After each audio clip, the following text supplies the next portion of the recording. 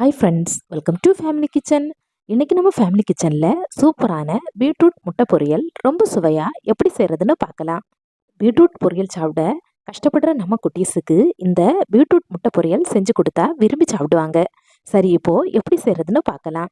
இந்த பொரியல் செய்ய பெரிய சைஸில் ஒரு பீட்ரூட்டை தோல் நீக்கிட்டு இந்த மாதிரி சின்னதாக கட் பண்ணி எடுத்துக்கோங்க. பீட்ரூட் சின்னதாக இருந்தால் 2 பீட்ரூட்டாக எடுத்துக்கோங்க. நாம் கட் பண்ணி வச்சிருக்கிற பீட்ரூட்டை மிக்ஸி ஜாரில் சேர்த்து இந்த மாதிரி பிளெண்ட் பண்ணி எடுத்துக்கோங்க. இது கூட 7-8 சின்ன வெங்காயம், 1/4 கப் அளவில் துருவின தேங்காய் சேர்த்துக்கலாம். கூடவே ஒரு பச்சை மிளகாயை 2ஆக கட் பண்ணி சேர்த்துக்கோங்க. இது கூட 1/4 டீஸ்பூன் அளவில் மஞ்சள் தூள், பீட்ரூட்டுக்கு தேவையான அளவு உப்பு சேர்த்து தண்ணி சேர்க்காம இந்த மாதிரி அரைச்சி எடுத்துக்கோங்க. ஒரு கடாயை சூடுபடுத்தி 2 டேபிள் ஸ்பூன் அளவில் எண்ணெய் சேர்த்துக்கோங்க.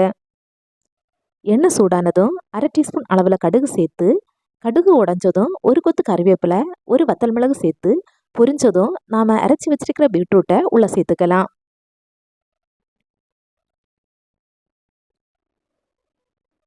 பீட்ரூட்டை சேர்த்துட்டு ஸ்டவ்வை மீடியம் ஃப்ளேமில் வச்சு வதக்கிக்கோங்க.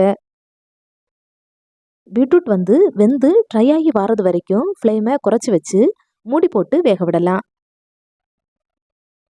இடைக்கிட மூடியை திறந்து கலந்து விட்டுக்கோங்க.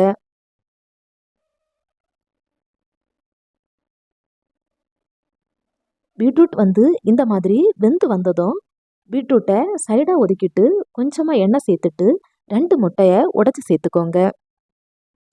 கூடவே 1/2 டீஸ்பூன் அளவில் மிளகுத்தூள், 1/2 டீஸ்பூன் உப்பு சேர்த்து முட்டையை கலந்து விட்டுக்கோங்க. முட்டையை கலந்து விட்டுட்டு கொஞ்சம் ட்ரை ஆகி வந்ததும் பீட்ரூட்டோட சேர்த்து முட்டையை கலந்து விட்டுக்கோங்க. இப்போது நம்மளோட சுவையான பீட்ரூட் முட்டை பொரியல் ரெடி ஆயிடுச்சு. இந்த வீடியோ பிடிச்சிருந்தா நீங்களும் உங்கள் குட்டீஸுக்கு இந்த மாதிரி பொரியல் செஞ்சு கொடுங்க.